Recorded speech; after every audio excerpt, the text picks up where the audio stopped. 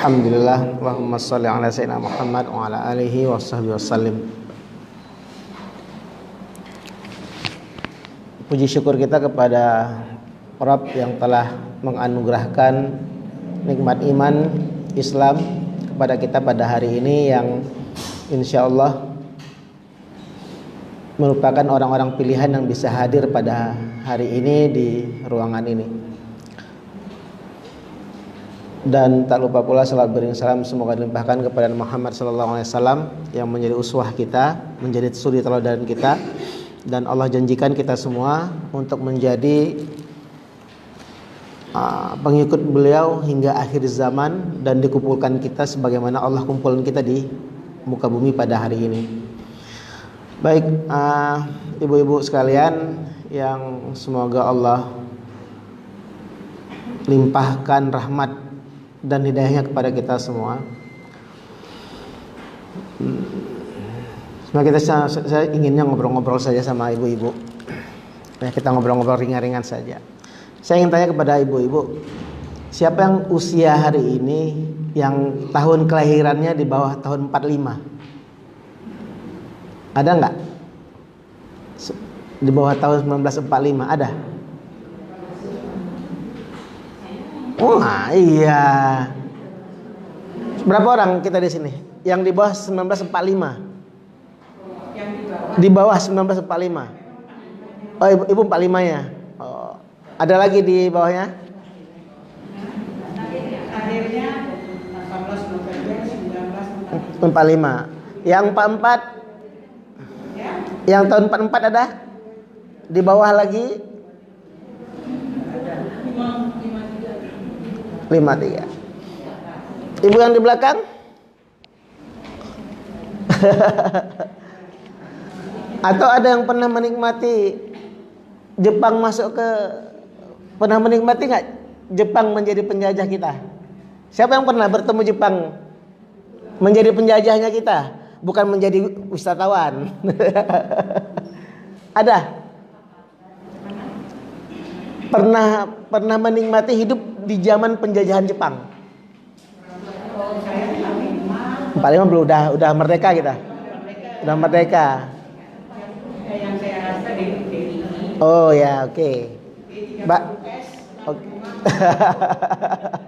Berarti kita lahir, semuanya lahir adalah pada saat Indonesia sudah merdeka ya.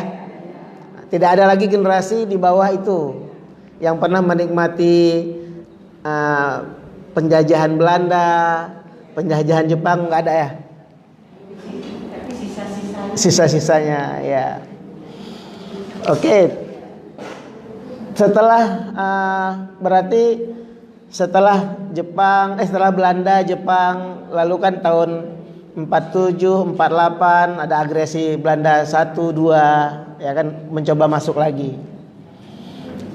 Waktu itu ibu masih kecil ya, belum besar ya, dan baru sekitar 3-4 tahun ya. Baik, kalau seperti itu berarti sebagian besar kita adalah orang yang lahir pada saat Indonesia sudah merdeka. Ibu-ibu pernah nggak mengalami bagaimana proses Islam ini lahir? Mungkin sejarah kita pernah lihat ya, sejarah.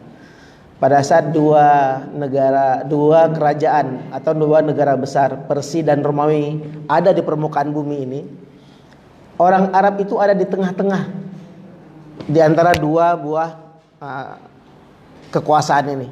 Mereka di tengah ya. Dan karena mereka di tengah, orang-orang Arab selalu melihat terjadi pertempuran besar antara Persia dan Romawi, dan mereka sering bertaruhan. Ya, bertaruhan.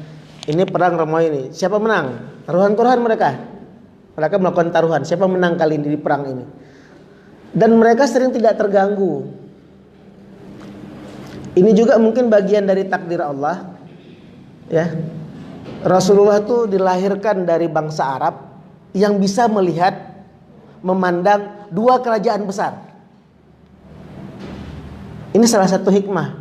Rasulullah dilahirkan dari bangsa Arab yang dari segi peradabannya tidak dianggap pada waktu itu, tidak dianggap, ya. Dan bangsa-bangsa Arab pada waktu itu selalu melihat pertempuran dua kerajaan besar ini. Dan lucunya, raja-raja Arab atau kerajaan Arab ini tidak pernah diganggu, tidak pernah dilakukan invasi atau dilakukan penaklukan oleh bangsa Romawi maupun Persia, tapi dibiarin saja. Dibiarin saja. Karena dianggap ini peradaban orang Baduy, orang kolot, orang yang tidak punya budaya, tidak punya macam-macam. Dianggap kerajaan Arab ini, orang Arab ini tidak akan menjadi apa-apa. Mereka tidak akan mengganggu kita. Tidak dikenal. Tapi coba Allah ingin memutarbalikkan itu semua. Di bangsa Arab itu dilahirkanlah Rasulullah SAW. Dan dari kecil Rasulullah melihat pasukan-pasukan besar dengan senjata-senjata besar, ya, saling lewat, baik dari kerajaan Romawi maupun Persia. Jadi Rasulullah disuruh belajar melihat peradaban, disuruh melihat negara besar, ya. Dan lalu Rasulullah juga Allah perjalankan dalam bentuk beliau sebagai pedagang, membawa dagangan, ya. Beliau kadang nanti pergi ke daerah-daerah kerajaan Romawi. Nanti kadang-kadang Rasulullah pergi ke kerajaan Persia, melihat langsung. Setelah kerajaan ini ada, dua kerajaan besar ini, Rasulullah berdagang keliling-keliling melihat peradaban. Jadi Allah memperjalankan Rasulullah dari kecil memang melihat, ya. Sampai beliau usia 25 tahun menikah, itu kan berjalan, beliau berdagang. Maka sunnah berdagang itu besar. Seandainya pun kita PNS atau ibu rumah tangga, maka sunnah berjualan sebenarnya sudah dari awal diajarkan oleh Rasulullah SAW. Ya. Dan Rasulullah melihat bagaimana kerajaan Persia, bagaimana Romawi. Dan Allah ingin mengajarkan Rasulullah langsung melihat peradaban tersebut. Hingga saatnya di usia 40 kematangan Rasulullah, Allah angkat Rasulullah sebagai Rasul dan sebagai Nabi terakhir. Jadi bukan tidak sengaja, ya, bukan tidak sengaja Rasulullah, tapi disengajakan oleh Allah. Dan disengajakan oleh Allah Subhanahu wa taala juga Nabi Muhammad berjalan untuk melihat dua kerajaan besar ini. Untuk apa? Untuk apa Allah memperjalankan Rasulullah baik ke negeri Persia maupun negeri yang dikuasai Persia maupun dikuasai oleh Romawi. Untuk apa? Kalau babnya kan bab dagang, betul. Tapi untuk apa? Agar Rasulullah belajar bagaimana karakter orang-orang tersebut, bertemu dengan orang-orang yang berbeda dengan dirinya, berbeda kulitnya, berbeda rambutnya, berbeda tingginya, berbeda matanya. Untuk apa? Untuk ditaklukkan, untuk membawa misi rahmatan lil alamin. Maka tiba-tiba setelah Rasulullah menaklukkan Mekah, maka berita ini menggemparkan baik negeri Persia maupun negeri Romawi. Kenapa? Kok ada kekuatan, padahal negeri ini tidak dianggap sebelumnya. Ada kekuatan yang muncul, ya. Sudah ada penaklukan, sudah ada pemerintahan di negeri Arab yang sama sekali tidak dianggap bagi mereka. Dan selanjutnya penaklukan itu bukan di zaman Rasul malahan, ya kan? Setelah Rasulullah wafat, terjadilah penaklukan baik negeri Persia maupun Romawi. Itu negeri yang tidak dianggap. Satu. Yang kedua, kalau kita lihat dari sejarahnya lahirnya Indonesia, Di buku-buku kita atau kita belajar dari kecil, kita dijajah oleh Belanda sampai 350 tahun. Betul? 350 tahun pada waktu itu ya. Kalau kita lihat cerita masa lalu Indonesia ini kan, ada Empu Tantular, ada empu-empu yang lain yang punya kesaktian yang luar biasa. Bahkan mungkin ibu-ibu sebagian besar ini masa remaja dan mudanya pernah kan mendengarkan. Dulu mungkin hobi kita sama-sama dengar radio sebelum ada TV. Ya. Kisah Brahma Kumbara, Babat Tanah Leluhur, ya kan? Itu kan menceritakan menceritakan sebuah sejarah yang luar biasa. Ada pedang sakti, ada raja wali besar, macam-macam. Tapi mengapa kita bisa dijajah 350 tahun oleh bangsa asing? Maka apakah itu benar? Bukan, itu hanya sebuah legenda saja. Ya, tapi seolah-olah ya kan Indonesia seperti lah, Nusantara dulu seperti itu. Ya. Ada keris yang macam-macam, bisa hilang, bisa macam-macam. Banyak ada orang sakti. Tapi kita dijajah selama 350 tahun. Sampai akhirnya di sekitar 1908 atau 1912 ya, lahirlah pertama kali pergerakan Syarikat Islam ya, yang didirikan oleh Hos Cokro Aminoto. Beliau aktivis pertama Indonesia yang melakukan perlawanan terhadap penjajahan. Maka nanti berikutnya lahirlah Muhammadiyah, lalu selanjutnya nanti lahirlah NU, lalu gelombang kebersamaan, gelombang Nusantara yang muncul pada saat 1928, lahirlah Sumpah Pemuda. Coba bayangin, di 1928 pemuda-pemuda yang lagi dijajah, yang lagi nggak bisa ngapa-ngapain, bermimpi mereka bermimpi akan lahir sebuah negara. Kita akan melahirkan sebuah negara pada saat kita sedang dijajah. 1928. Mereka bermimpi agar kita bisa menjadi sebuah negara.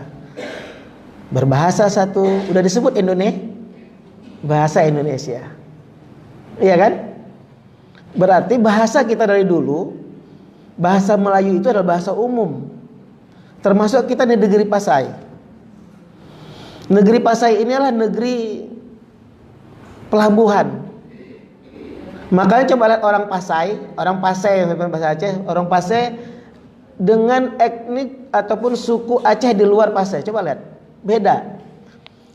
Kalau orang Sigli, misalnya keturunan Kling, satu kampung tuh bisa Kling warnanya sama, ya, bisa putih-putih. Tapi orang Pasai enggak. Ada kayak Cina, ada kayak orang Kling, ada orang kayak ada putih, ada pendek, panjang. Mengapa orang Pasai seperti ini?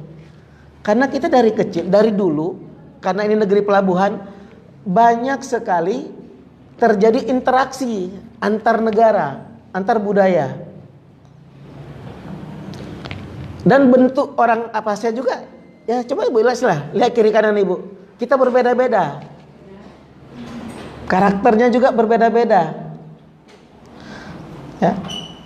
Dan bahasa Aceh yang kita kenal sekarang, di satu referensi yang saya baca, bahasa Aceh yang kita kenal sekarang sebenarnya bahasa kerajaan yang banyak digunakan di terbatas di daerah di para ulai balang, para orang-orang keturunan raja.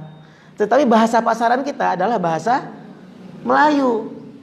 Makanya kitab-kitab Jawa atau kitab Jawi itu bahasanya Melayu. Karena itu bahasa memang sudah biasa. Nah, saya juga pernah melakukan perjalanan ke negeri Kedah, lumbung padinya Malaysia. Ya. Saya suka jalan-jalan ibu-ibu ke pasar. Setiap saya pergi kemana, saya pasti pergi ke pasar dan toko buku. Saya pergi ke pasar. Saya pergi ke pasar Kedah hampir sama saya pergi seperti ke pasar Aceh di Banda Aceh. Semua kue yang ada di pasar Aceh itu sama di Kedah. Sagon, kekarah, maskat, bahusin, wajik, semua itu di pasar Kedah ada. Kekarah saja itu di Bali juga ada. Bali juga kue kekarah itu kue tradisional mereka. Kekarah itu. Maka lintasan budaya ini ibu-ibu kita sama. Kita sama dengan orang Kedah, Melayu, bahasa rumpun kita sama. Makanya pada saat terjadinya Sumpah Pemuda, mengikrarkan diri menjadi negara, itu kan sebuah mimpi yang memang sudah ditakdirkan, sudah disiapkan. Ya. Maka muncullah Yong Java, Yong Ambon, Yong Aceh dan lain-lain. Ya. Dan itu semua mimpi. Ya. Lalu pada saat terjadi Belanda kalah dengan Jepang masuk, ya, sebagian besar orang kaum muslimin berharap ini adalah saudara jauh kita. Orang Jepang mereka sama-sama orang Asia, berharapnya sebagai orang saudara jauh kita. Tetapi ternyata 3 tahun kita dijajah oleh Jepang, kita dijadikan sebagai alat untuk mempertahankan kerajaan Jepang pada waktu. Hingga akhirnya di bulan Ramadan 17 Agustus Allah takdirkan kita Indonesia merdeka. Berapa tahun Bu dari 1928 sampai 1945? Berapa tahun itu? Coba hitung berapa tahun? Berapa? 17 tahun. 17 tahun kan? Coba bayangin mimpi lahirnya Indonesia 17 tahun kemudian. Bayangin juga bagaimana Rasulullah melihat bangsa Romawi Persia dan beliau diperjalankan dari kecil, ya, melihat bangsa Romawi ini hingga pada saat Rasulullah diangkat menjadi Rasul 40 tahun, di usia 40 tahun dan menaklukkan Mekah di sekitar usia beliau 60 atau berapa tahun, ya, sebelum beliau diwafatkan. Kan itu mimpi. Masuk kita zaman kemerdekaan. Lalu Bung Karno memimpin negeri ini menjadi presiden. Sampai akhirnya muncul PKI, ya. Maka lengserlah Bung Karno dengan rejimnya. Lalu kita masuk mungkin di usia-usia kita mungkin menikmatilah masa-masa Pak Harto menjadi presiden, ya. Saking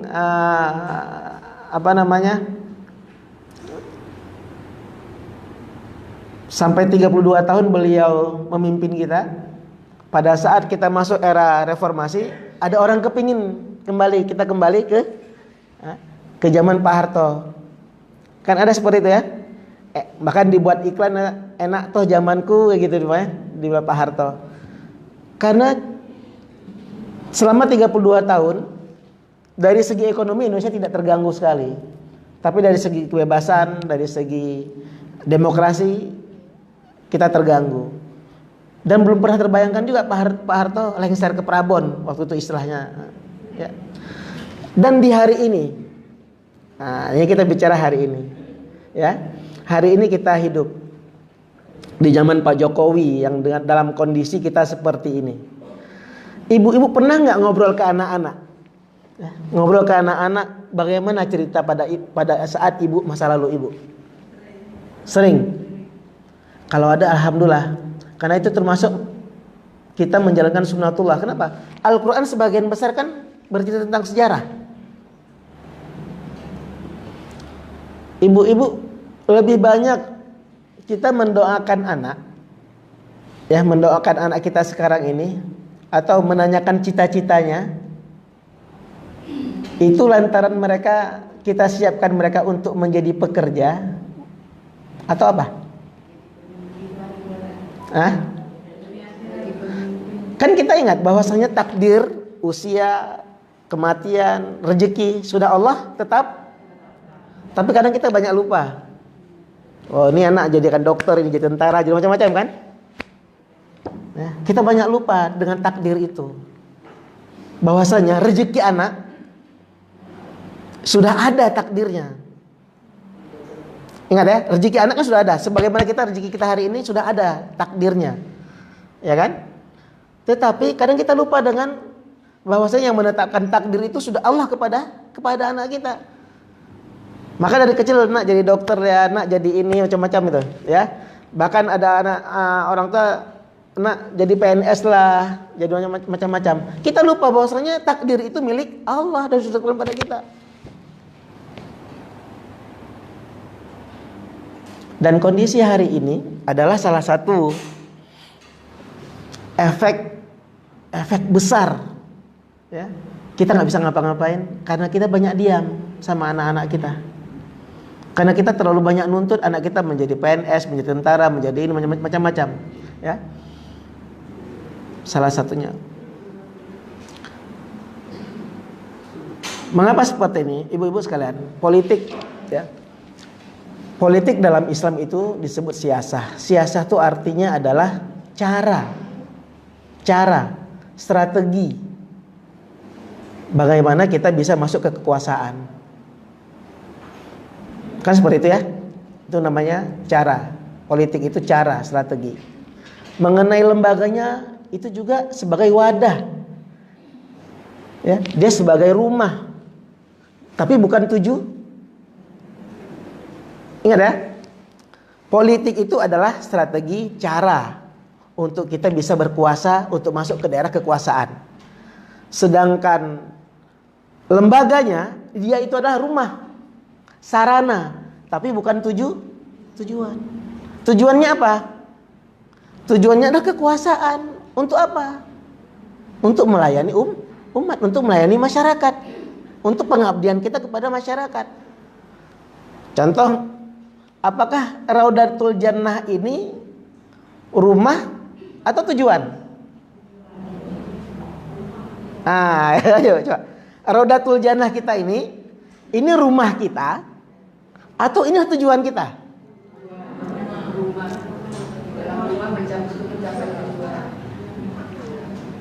Nah, baik gini, kalau dia tujuan, kalau dia misalnya gini, Raudatul Jannah ini tujuan, maka selain Raudatul Jannah bukan.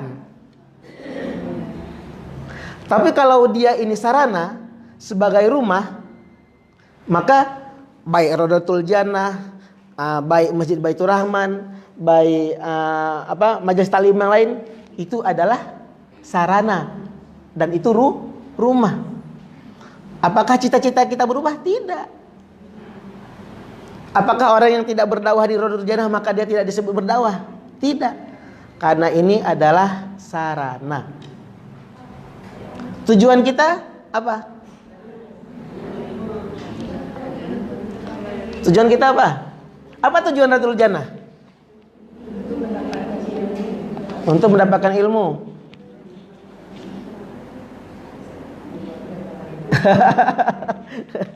Raudatul Jannah ini ada rumah kita, sarana kita.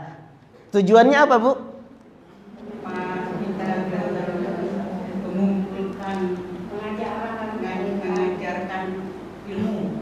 Mengajarkan ilmu. Itu tujuan, Bu. Padahal nama kita kan Raudatul Jannah.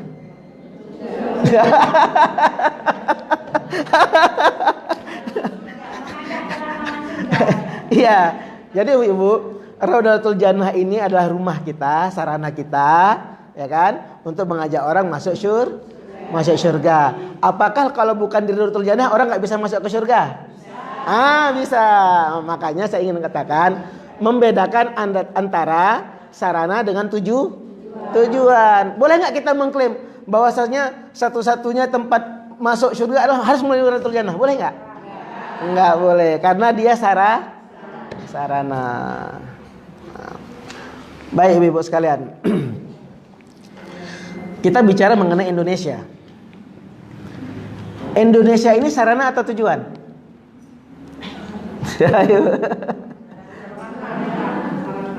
Hah? Cak, oke, siapa sarana? Sebutkan alasannya. Sarana. Kalau Indonesia, negara kita ini adalah sarana, ya, apa alasannya? Coba siapa bisa? Tunjuknya bukan apa siapa? Indonesia kita ini sarana atau tujuan? Gak bisa bilang tadi kan. Rodatul Jannah adalah sarana, tujuan kita masuk surga. Ya kan? Itu kan. Oke, kita globalkan.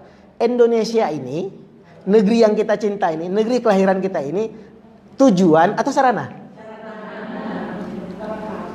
Oke, siapa sarana bisa kasih jawaban? Ini sarana. Ya Bu, silakan Bu. Sarana tempat kita capai satu kekuasaan untuk memerintah satu negara. Oke. Ada lain lagi? Kalau Indonesia ini sarana? Tempat kita tinggal, tempat kita mendapatkan ilmu agar semua tujuan bisa kita capai untuk kesejahteraan bangsa Masyarakat. Ya. Ada lagi? Oke. Bagaimana dengan slogan Tentara Nasional Indonesia? NKRI harga mati.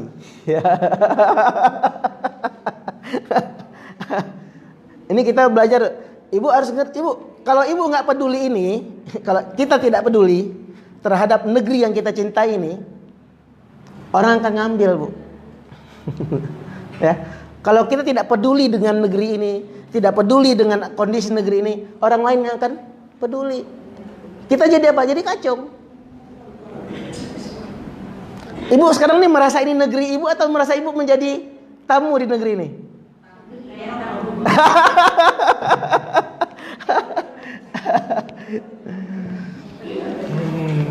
Takutnya gini, kita merasa tamu, tapi karena kita tidak melakukan apapun. Kita nggak melakukan apapun terhadap negeri yang kita cintai ini.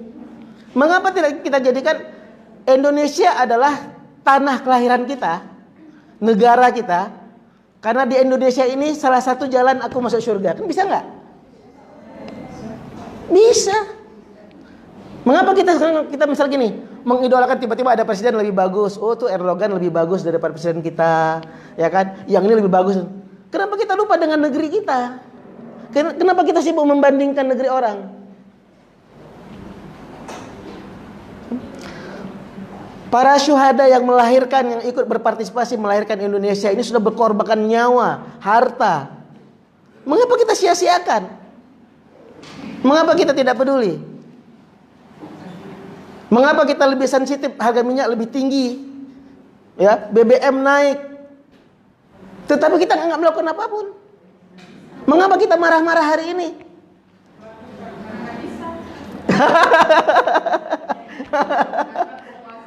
Penguasa saat ini tidak pernah berpihak kepada rakyatnya.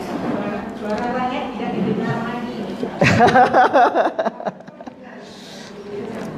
Oke, kejadian hari ini kan efek naik minyak, naik BBM, kondisi hari ini seperti ini, kita punya kontribusi nggak?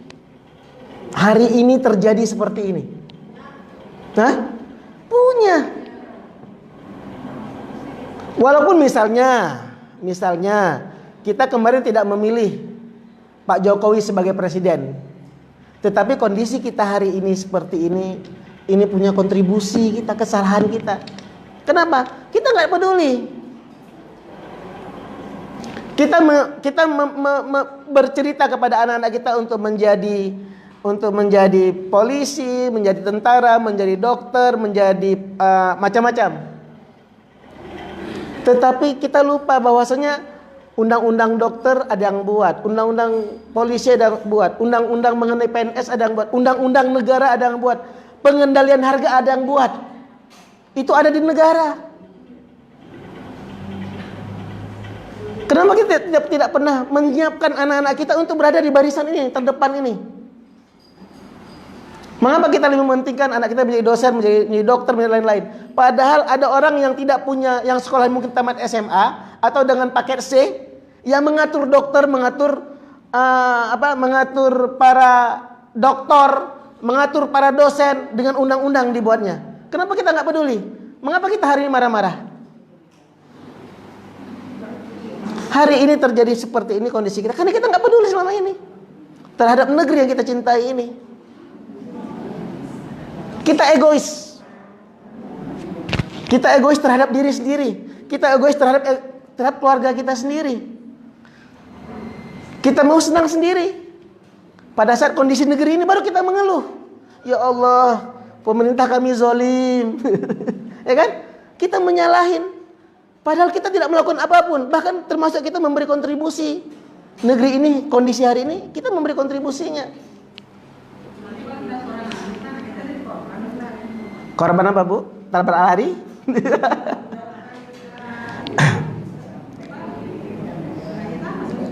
Iya.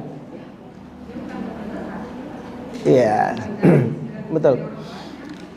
Baik. Iya.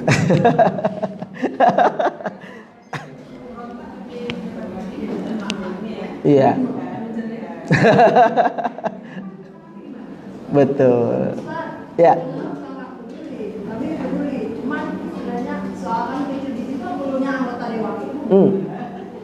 Ya. Ngomong tenggelam dengan yang soal misalkan kita punya keluarga rakyat. Jadi keluarga rakyat memang mempegakan bahwa misalnya kalau semua ngomong sebenarnya ada di situ kami pilih anggota dewan itulah yang menyampaikan inspirasi, jangan tidak di TV. Begitu ada apa anggota dewan yang datang di masuk ketiga, tidur lagi.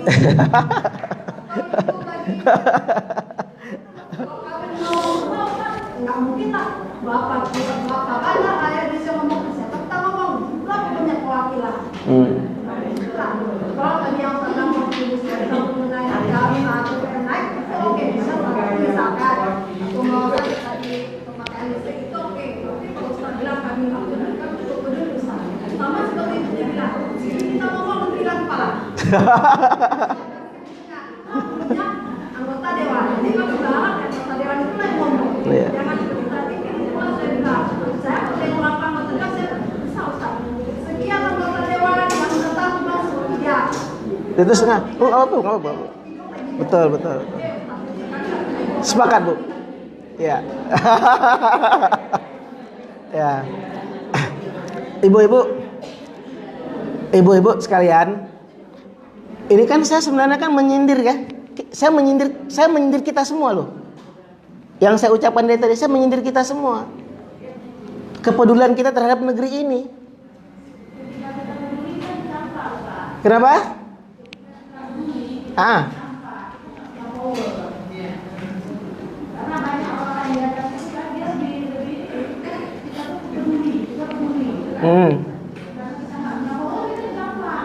Iya. Mudah-mudahan ruangan ini tidak sepanas di luar ya. Panas. Baik. Ibu-ibu sekalian, coba ibu-ibu lihat berapa persentase dari ibu-ibu yang hadir hari ini mengarahkan anaknya ke politik. Ya. Menyiapkan mereka menjadi wali kota, menyiapkan mereka menjadi presiden, dimimpikan besarnya.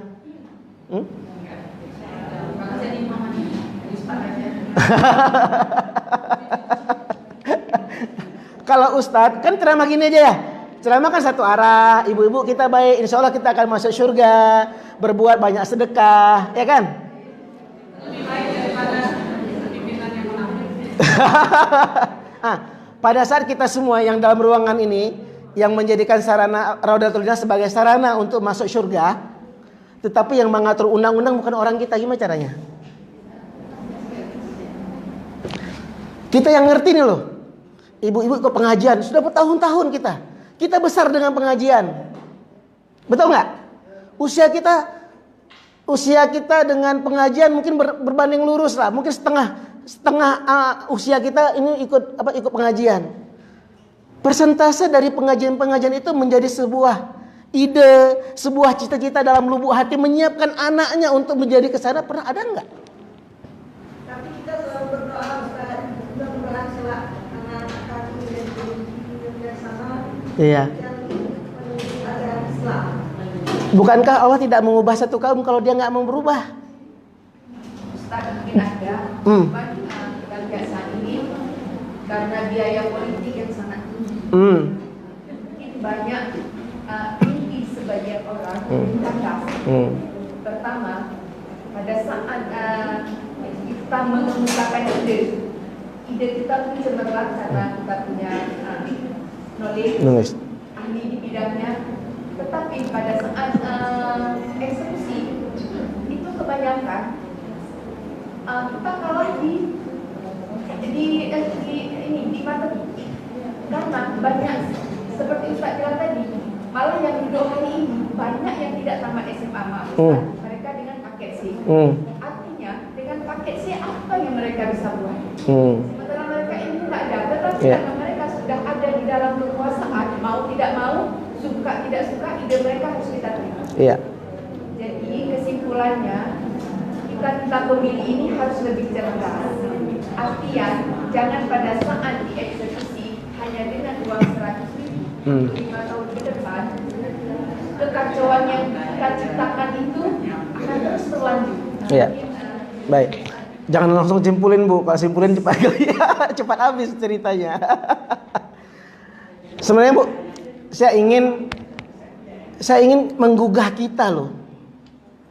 Sebagaimana Al-Quran bercerita sejarah zaman Fir'aun, ya kan? Zaman Dami Musa, Namrud, semua kita ceritakan. Tetapi pada aplikasinya di kehidupan kita nggak ada. Tidak ada yang memimpin.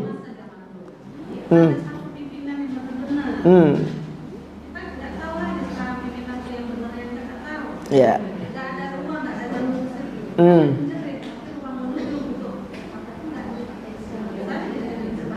Ya. Baik. Masa kita merasa jadi tamu ya kondisinya ya. Baik. Umat Islam punya kontribusi besar terhadap lahirnya Indonesia, dan ini patut kita syukuri. Tetapi itu kan amal solehnya orang tua kita, amal solehnya para pahlawan kita. Boleh nggak kita menuntut kepada negara, wahai negara, kami ini kan mayoritas, beri kami kan hak, boleh nggak? Hah? Boleh saja.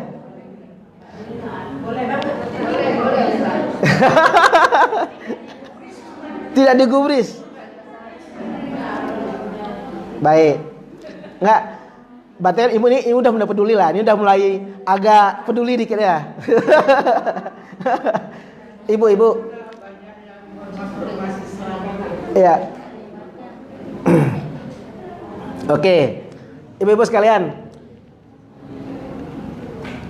Dalam negara itu kan diatur semua dalam bentuk konstitusi, undang-undang dan aturan. Ya kan?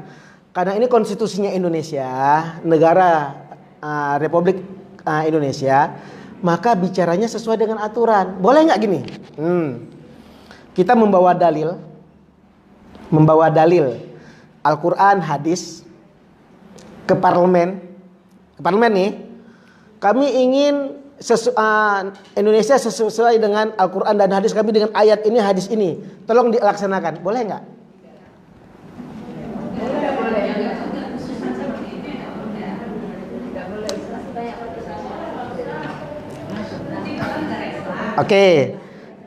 Oke, itu satu ya. Ini simpan dulu ya. Simpan satu. Saya bagikan. Pada saat Pancasila dilahirkan sebagai rumah kita untuk alasan ngumpul, Pancasila nih, alasan kita ngumpul. Pertama kan orang dari kaum muslimin pernah mengusulkan agar ketuhanan yang Maha Esa, umat Islam punya kekhususan lah. Tapi yang tidak disepakati. Sampai terakhir disepakati Pancasila, sila pertama ketuhanan yang Maha Esa. Betul? Itu yang sepakati kan para ulama kita, para syuhada kita, para pendiri negeri ini, betul?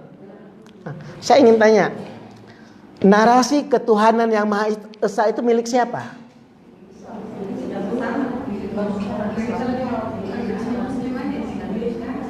Oke, pada waktu negeri ini lahir sampai sebelum masa Pak Gus Dur, itu kan agama yang diakui oleh negara ada 5. Islam, Katolik, Protestan, Hindu, Buddha. Nah, ketuhanan yang Maha Esa, Tuhan siapa yang satu?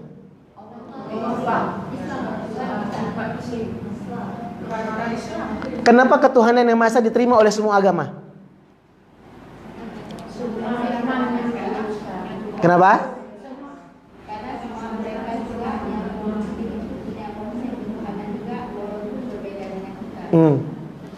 Ibu-ibu, sebenarnya kan kalau kita memahami Qul huwallahu ahad, Allah itu satu, esa. Kalau kita ambil kalimat Qul huwallahu ahad sebagai bagian dari Pancasila, orang non muslim terima nggak? Hah? Nggak terima kan? Tapi mengapa mereka terima ketuhanan yang Maha Esa? Mereka terima.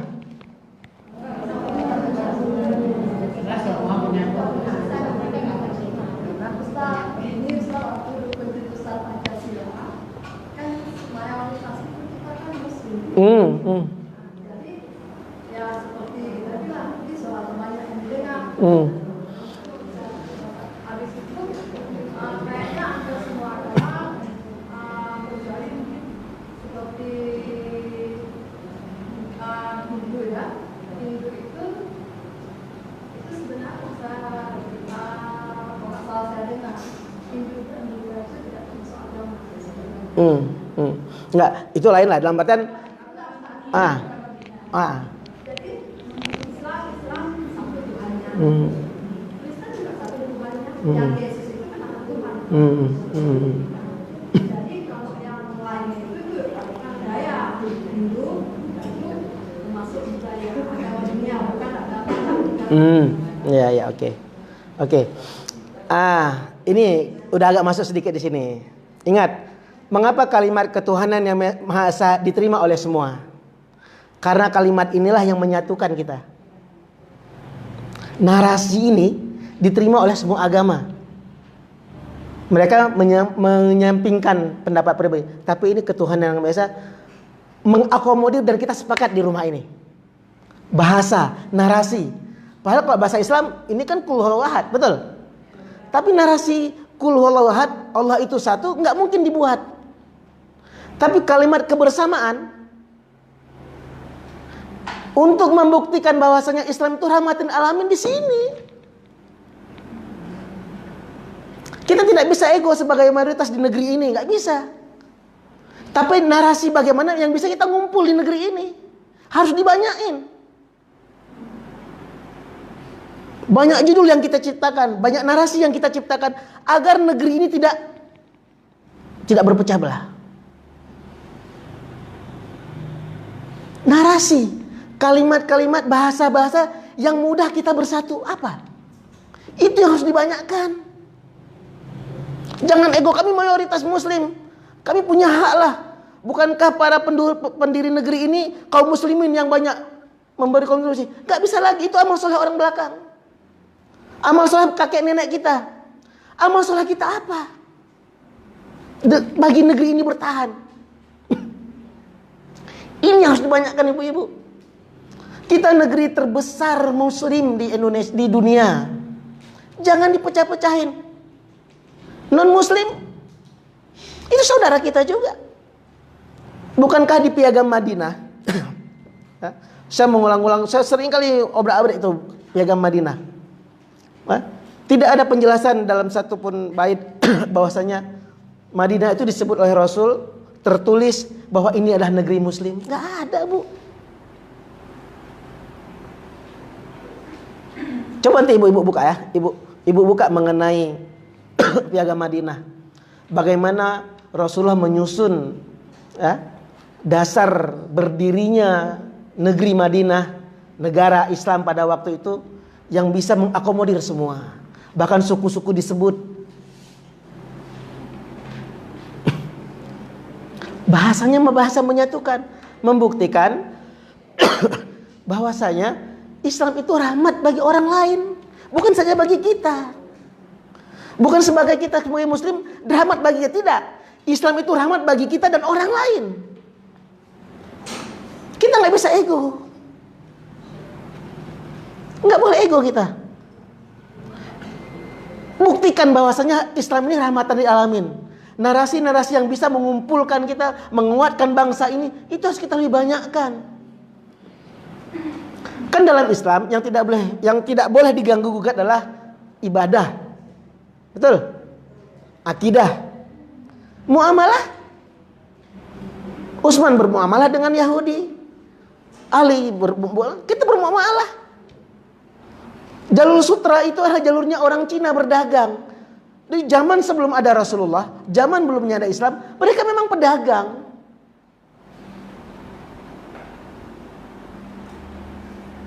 Terus apa alasan kita sekarang memusuhi orang Cina? Minimal Cina di sekitar Lok Semame lah maksudnya. Ada alasan nggak? Mereka berKTP Indonesia. Mereka ada tempat ibadahnya di kampung saya. Apa alasan kita memusuhi mereka? Nggak ada. Yang dikeluarkan kita buktikan bahwasannya Islam ini rahmatin alamin dalam bentuk aplikasi sehari-hari dan bentuk kalimat-kalimat untuk menyatukan. Dalam bernegara itu yang harus dilakukan. Kenapa? Yang sekarang orangnya itu kan nggak ada evolusi. Kayak yang sekarang misalnya yang mereka kuasai mungkin merasa jadi orang kedua, mungkin itu yang banyak di situ. Kalau kemudian yang pahamnya paham ekonomi, kalau yang beragama kan nggak ada. Iya, betul. Makanya ibu-ibu sekalian, Allah telah sempurnakan Islam sebagai agama kita. Betul. Dan Allah menjelaskan bahwasanya Islam inilah sebagai rahmat bagi seluruh alam. Betul. Boleh gak kita ego? Gak boleh. Kita tidak boleh ego untuk diri kita. Untuk ibadah, akidah kita ego. Tapi untuk bermuamalah, berbangsa, bernegara gak boleh ego. Bahasa ayat Al-Quran seperti kulawat, dicari bahasa yang mudah dicerna, mudah diterima oleh siapapun. Hadis mengenai sebuah kebaikan dicerna dan dibuat dalam bentuk narasi yang bisa terkesan di Indonesia. Itu membuktikan bahwasanya kita rahmat bagi alam. Kalau kita tidak bisa seperti itu, maka seolah-olah orang Islam ini selalu menjadi teroris kesannya. Betul nggak? Karena kita memaksakan kalimat-kalimat baik yang ada dalam Al-Quran, mengaplikasikan bentuk konstitusi negara tanpa menganggap orang lain. Ego kita. Seharusnya bahasa-bahasa itu dinegosiasikan, didiskusikan, ditemukan alasan untuk kita bersatu apa? Bahasa negosiasi. Politik itu kan cara ya. Cara berdiskusi, cara melobi, itu politik agar goal. Contoh, pertama kali menggolkannya Bank Syariah, ya, Bank Muamalat pertama dilahirkan itu kan bentuk negosiasi. Jadilah ada Bank Muamalat, terus habis ada Bank Muamalat, bank-bank Indonesia yang pertama yang sebelumnya konvensional membuat bagian-bagian dari Bank Syariah. Itu bentuk negosiasi. Coba bayangin, jika orang-orang soleh di kalangan kaum muslimin ini tidak berada di kekuasaan, apa yang terjadi pada bangsa ini? Hancur.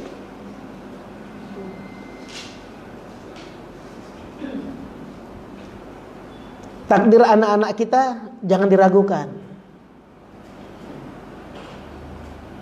Tapi ciptakan panggung agar dia berada di negara ini, dia bisa beramal soleh di dalam negara ini. Disiapkan apapun bentuknya. Contoh, begitu banyak, bahkan saya pernah menemukan beberapa cerita-cerita lah. Walaupun saya belum bisa membuktikan ini benar atau tidak. Para penjual sabu, penjual narkoba, ya kan? Mereka mencari orang-orang yang bagus untuk menjadi anggota legislatif, dibiayai. Coba bayangin, orang-orang aja seperti itu berpikir, bermain. Terus kita apa mimpi kita? Kita ngapain? Ingat kejadian 212. 212 itu sebabnya apa? Tiba-tiba 212 terbentuk, ngumpul sekitar 7 juta orang di Jakarta. 212 itu apa penyebabnya?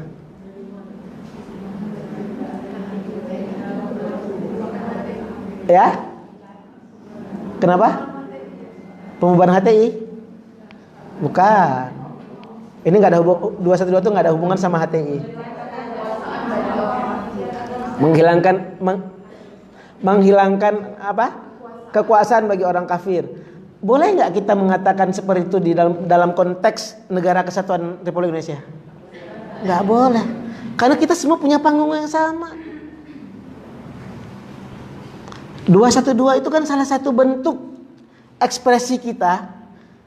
Kan pada waktu itu kita marah terhadap surah Al-Maidah. Betul?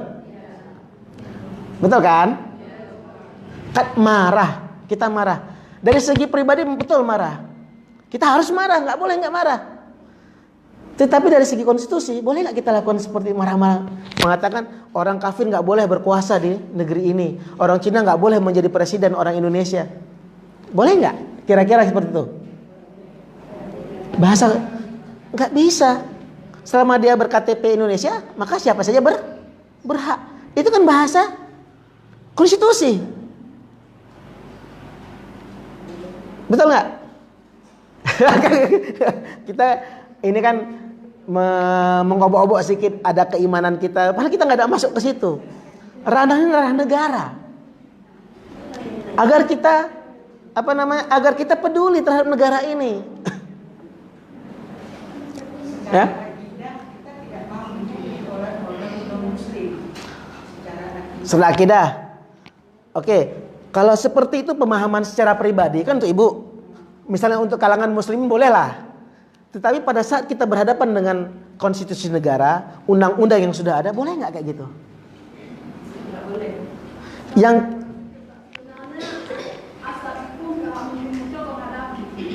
ya.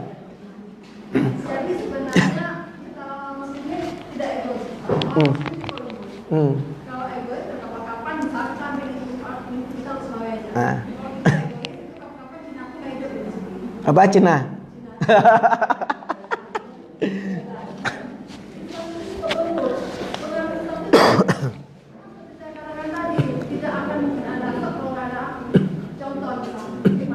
Ya, ya. Ingat saya dulu waktu zaman masih ASEAN itu Koko Alem itu bagaimana sombongnya dia. Kalau rakyat biasa belanja dia pun enggak. Tapi coba sekarang begitu ASEAN sudah nggak ada, kita yang walaupun kita kelihatannya orang ada, mampir jadi itu maksud saya. Orang Islam itu juga betul tidak egois Ustaz. Cuma saya bilang istilahnya karena mereka sudah terlalu menjajah. Ya, bangkit tadi. Mereka bisa mendiam, Betul. Iya. Kalau kita diam itu kan selama-lamanya iman. Kalau kita punya perasaan tidak bangga kita ini. Jadi itu lingkup kecil kita. Jadi tidak ada yang namanya Islam itu egois, nggak ada. Iya. Cukup lembut, cukup bersahabat, cukup. Cuma istilahnya kalau saya Islam, kalau saya sudah dipaksa kali beli, ada uang bukan beli. Jadi begitu. Ya, oke. Ya. Walaupun kasusnya ini katanya ada pengungkapan di surah Al-Maidah. Karena sudah era itu maka barulah bangun. Waktu di awal orang banyak yang selalu dengan lahap dengan maksud ini dia sampai gue dari takut kita udah awal bisa ngambil simpati lain bisa bakalan jadi presiden dia. Tapi di sinilah kekuasaan Allah menunjukkan bahwa dikasihlah nafkah supaya dia jangan naik ke yang lebih tinggi. Ya. Jadi ada masalah yang kalau seorang Oke, sepakat. Oke, Bu. Saya sepakat, Bu. Saya sepakat seperti itu. Cuma pada saat kita berhadapan dengan negara, pemerintahan, kita tuh kan ada aturan main. Makanya ibu-ibu sekalian, saya ingin ngajak ibu-ibu, pedulilah terhadap negeri ini, Bu. Cintai negeri ini. Jadikan Indonesia sebagai sarana kita masuk surga. Jadikan Indonesia ini sebagai sarana kita masuk surga. Caranya? Kenapa?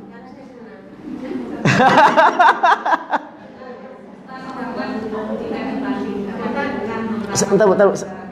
Ya.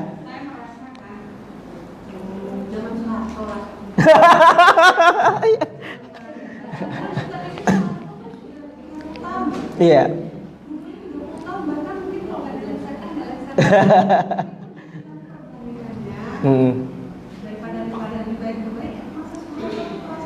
Sedap.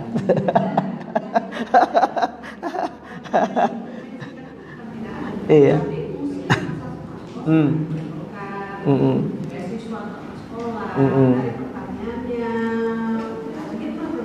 Baik.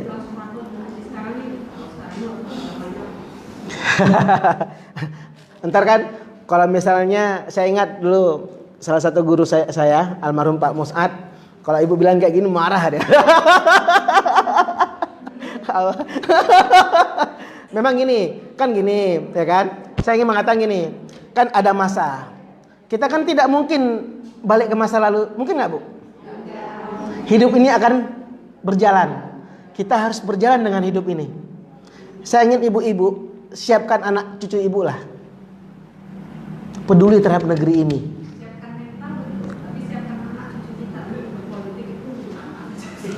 Kan betul kan? Betul, enggak. Kalau kita seperti itu, penghabiskan yang mengisi dunia politik kan bukan orang-orang soleh. Membuat undang-undang, betul, Bu? Membuat undang-undang. Kalau kita di Aceh kanun.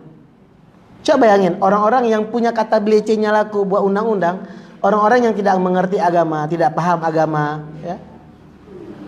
Bisa bayangin tuh undang-undang tuh. Nauzubillah min zalik. Makanya bilang kan ini berat. Nah, coba lihat hadis berkenaan dengan 7 golongan. Ya. 7 golongan yang Allah naungi. Siapa nomor satunya? Itu dunia kekuasaan, Bu. Bukan dunia ceramah. Allah muliakan. Yang pertama kali Allah muliakan, yang Allah naungi, pemimpin yang adil. Itu dunia apa? Sarana apa? Mengapa Allah muliakan? Itu dunia pemerintahan, dunia negara, dunia mengelola masyarakat. Kita tahu hadis itu. Jadi pada saat kita siapkan mental. Kalau dunia politik nggak siap lah, Ustaz. Karena kita bertarung di sana. Semua orang punya potensi, punya cita-cita, punya ide yang diwadahi, dan itu boleh. Nggak boleh marah kita.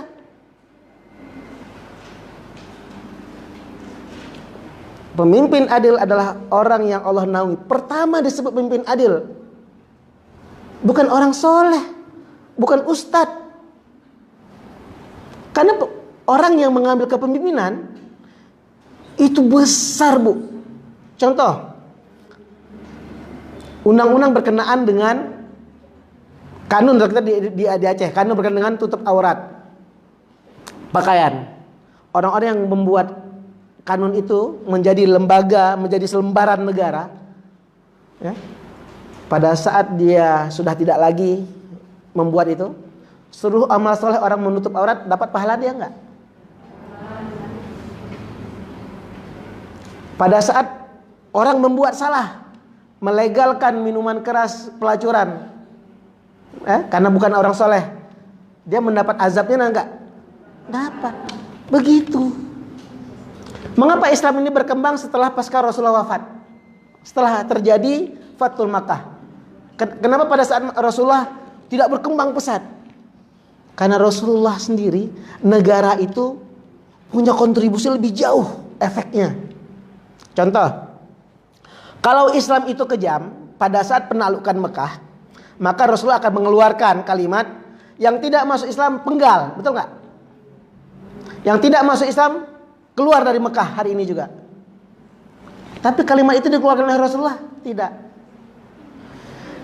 Yang bersembunyi atau di rumah sendiri aman. Yang bersembunyi atau berada di Masjidil Haram aman. Yang bersembunyi atau mencari keamanan di rumahnya Abu Sufyan aman. Ada berkenan dengan agama. Negara membawa keamanan. Gara-gara seperti itu, semua orang masuk Islam.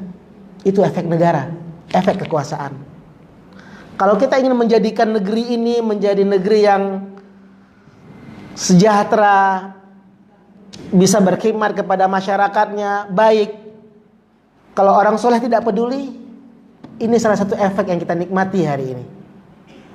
Allah berikan kita ujian dari yang mungkin gak kita sangka-sangka. Penghabisan kita bernostalgia dengan Pak Harto seperti tadi. Kita bernostalgia dengan zaman Pak SBY. Padahal mereka sudah selesai masalahnya. Kita lupa, kamu ngapain? Ya, efek negara itu besar, ibu-ibu, besar sekali. Makanya hadis itu Allah muliakan orang yang mengambil, yang berani mengambil tanggung jawab besar, Allah muliakan, luan dinaungi, baru yang lain.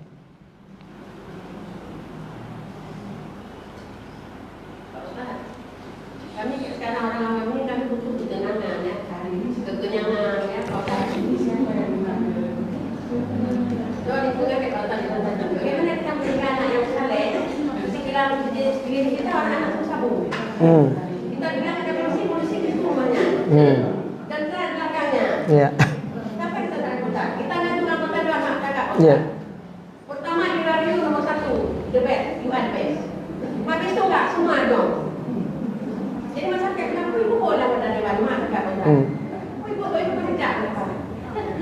Enggak saya bilang bahasa kasarnya. Kunci itu ini tidak nyawa di Portugal, jadi dia ada memandang ya.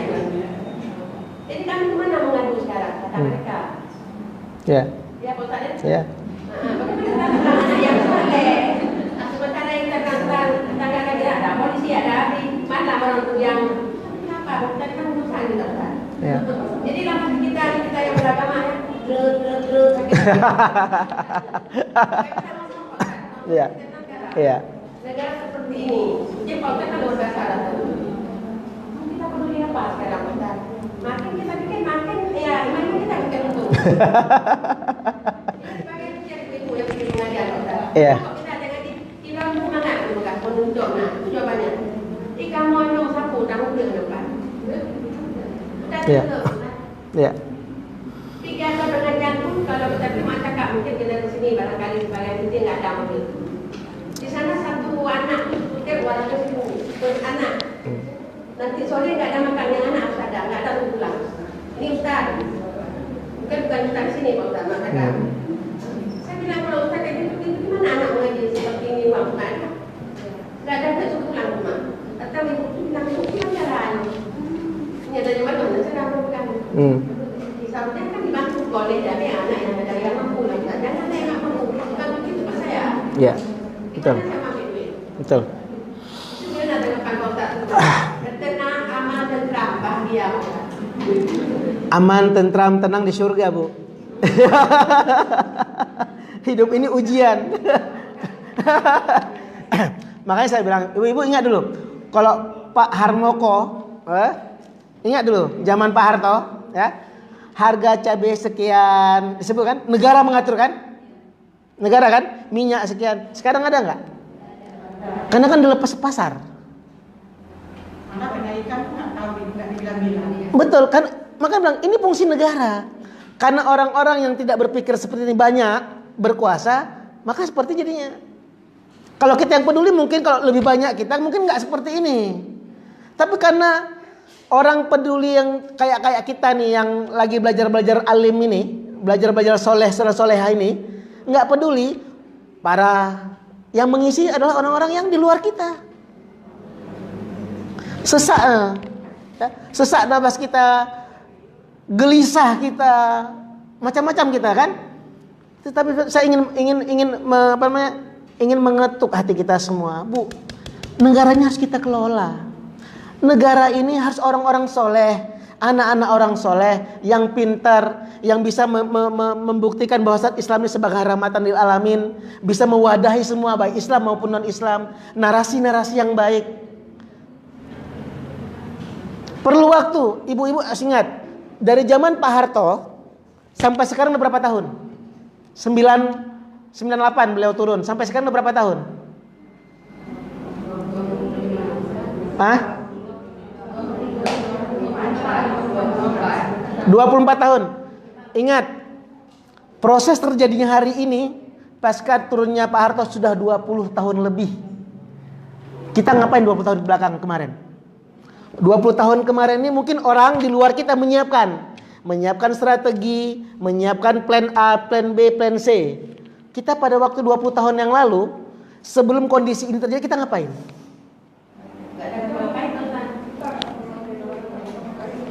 Bayangin, bisa bayangin nggak? Kita kaum muslimin, ya, yang kita bilang kita mayoritas di negeri ini, kita lalu dengan hidup kita pribadi. Pada saat orang sudah membuat plan A, plan B, plan C, plan D, kita nggak ngapa-ngapain. Dan hari ini pada saat sudah masuk 20 tahun lebih, kita mengeluh, kok bisa hari ini seperti ini ya? Orang sudah rencana 20 tahun yang lalu. Orang sudah rencanakan 20 tahun yang lalu. Kita ada membuat, tapi tadi tetap tidak didengar. Bukan, jumlah kita terbatas, ibu-ibu. Seperti umat Islam. Semua dihapus. Betul. Makanya saya bilang, mengenai rumah silahkan, ya, rumah ya, kita beraktivitas silahkan. Tapi berkenaan cita-cita, kita harus siapkan.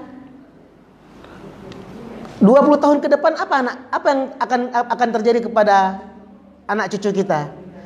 Sekarang kita bicarakan. Sekarang disiapkan. Kalau tidak, bisa lebih runyam dari ini, karena kita nggak ngapa-ngapain. Makanya saya bilang efek negara itu besar. Bahkan Islam sendiri, ya, hukum Islam sendiri tidak bisa dilakukan tanpa ada negara. Zakat itu kan setelah ada negara, ya kan? Hukum-hukuman itu setelah ada negara. Baitul Mal setelah ada negara. Kalau nggak ada, nggak bisa dilakukan. Nah, kita sudah ada negeri ini, Indonesia sudah ada. Ayo kita isi. Apakah dengan pengajian-pengajian kayak gini bisa selesai? Bisa, asal ibu-ibu menyampaikan kepada anak cucu ibu untuk menyelesaikannya. Kita nggak ada waktu lagi. Kita lagi mempersiapkan untuk bertemu dengan Allah. Tetapi harus diingat, ya. Tetapi harus diingat ibu-ibu. Seandainya besok kiamat ada 2 butir kurma di tangan, tanam, jangan peduli kiamat. Amal soleh itu tanam terus. Mengenai jadi tidak jadi bukan urusan kita. Mengenai berhasil tidak berhasil anak cucu kita, itu bukan urusan kita. Tapi tanam dari sekarang. Jangan kita bernostalgia dengan Pak Harto, dengan para pendahulu kita yang melahirkan negeri. Jangan. Kita peduli masa depan negeri ini bagaimana bagi anak cucu kita. Itu harus kita pedulikan. 2 butir tanam, jangan peduli besok kiamat. Ngapain tanam lagi, betul? Logika kita, ya. Ngapain kita peduli besok udah kiamat? Udah dibuat pengumuman misalnya, besok kiamat. Ya udah, jikir-jikir aja. Tidak. Jika ada bibit tanam, kiamat besok itu urusan takdir. Kita semai tanam. Nggak ada tanam. Hah?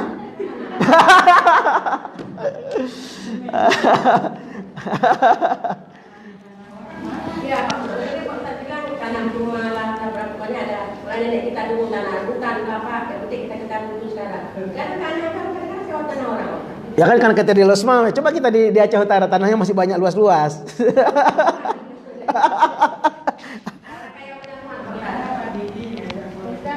Ya. Misalnya kan kita memberikan pemahaman ke generasi muda.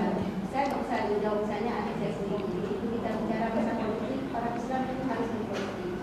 Karena memang tujuan kita ke depan bagaimana untuk memang semua orang punya profesi berbeda.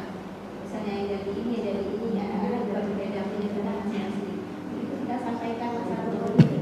Walaupun kita profesinya ini, kita harus peduli dengan politik. Islam harus peduli. Anak, dan sedikit politik. Iya. Baik. Ibu-ibu bisa bayangin generasi kita nggak peduli. Mereka disibukkan oleh dunianya. Mereka disibukkan oleh jajat dan macam-macam berita. Mereka disajikan berita-berita nggak enak mengenai politik. Kita lupa. Kadang itu juga rencana orang.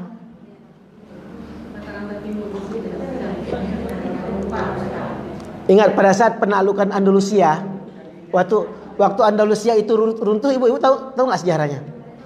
Kan dikirim oleh ratu kan satu mata-mata ke negeri Andalusia, disuruh cek kapan negeri ini bisa kita taklukkan. Kan dicatat.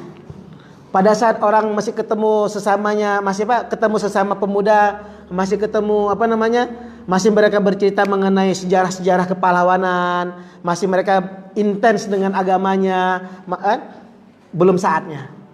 Di mata-mata itu tinggal bertahun-tahun. Tapi pada suatu malam dia melihat seorang laki-laki lagi nangis sambil jalan, anak laki-laki gagah, ganteng. Dia tanya, "Mengapa Anda menangis?"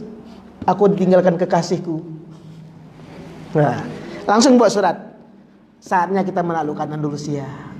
Anak-anak kita mungkin zaman sekarang itu, Bu. Contoh, saya masih kecil. Mungkin kita masih masa kecil sering nonton film-film yang punya superhero. Betul nggak? Masih kita kecil. Anak-anak sekarang nontonnya apa? Satu kampung nari-nari, joget-joget, mukanya laki nggak jelas kan nonton itu kan? Punya nggak semangat heroik dalam dirinya? Kita dulu dengan kain sarung ikat, jadi Superman.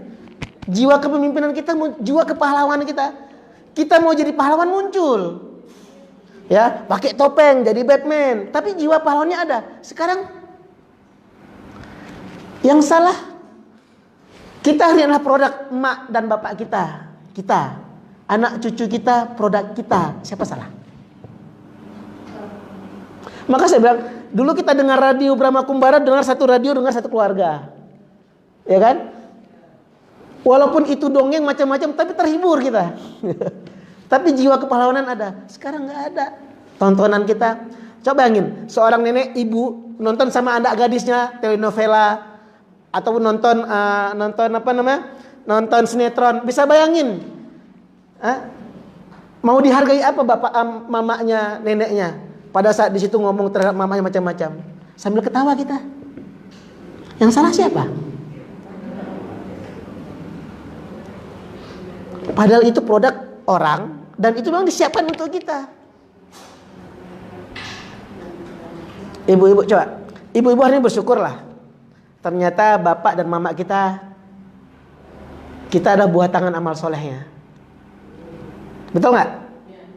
Kita hari ini seperti ini. Ini air mata dan doa mereka. Sekarang anak cucu kita adalah buah tangan dan air mata kita. Ya Bu. Ya. Ya. Ini sekarang kemarin selesai di sini nilainya masuk ke SD. Ini yang juga satu. Tadi malam Pak pulang mau berapa? Saya tanya, Asa mau kemana? Mau masuk SPBD? Loh, mau belanja ke sana 2 kali. Dia mendengar jawab apa? Siapa yang ada? Saya itu. Dalam hati saya maunya ke Ustaz lah Pak Ustaz itu. Kita Iya. Maunya kita. Maunya kita. Tapi justru kita kan beda. Padahal hitungan kan ada gunanya nih. Tension. Kok jauh kali larinya? Makanya saya bilang, kita jangan mengatur anak kita karena mereka punya takdirnya, betul? Kita mengarahkan. Mau jadi apapun dia terserah. Karena kita tidak bisa mengatur mereka jadi apa. Tetapi pada saat mereka jadi apa tuh, mereka ngapain? Itu yang kita atur. Itu yang disiapkan. Mereka mau jadi apapun nggak bisa kita atur karena mereka sudah punya takdirnya. Yang kita atur apa? Mereka menyiapkan diri untuk pada saat mereka jadi itu. Mau jadi ustadz, kepingin kita. Kalau nanti nggak pengen, kita yang kecewa kan? Padahal kita sudah ingat takdir itu urusan Allah, ngapain kita ganggu gugat?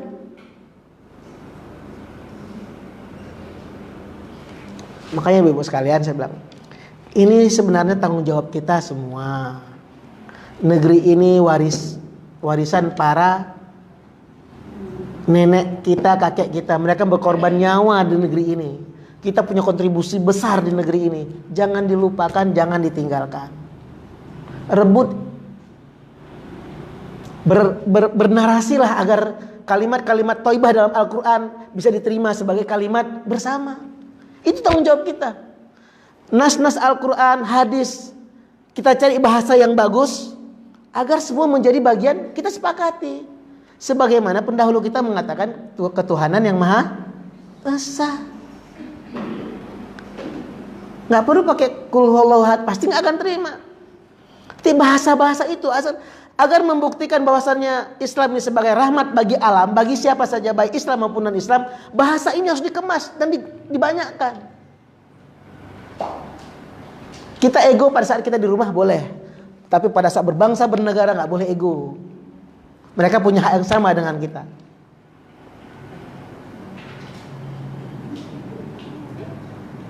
Assalamualaikum warahmatullahi wabarakatuh. Oh ya Bu, sekalian ya. Kita sebagai orang tua saat ini, Ah. sekarang